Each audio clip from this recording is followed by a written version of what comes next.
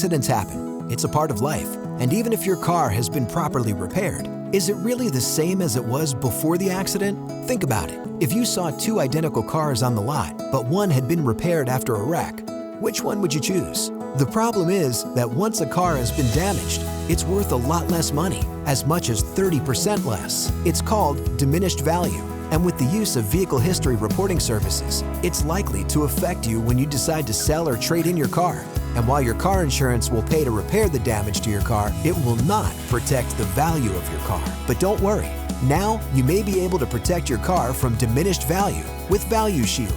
ValueShield is not insurance. It's a way to get you up to $5,000 or $10,000 more when you trade in or sell your car, even if it's been in an accident.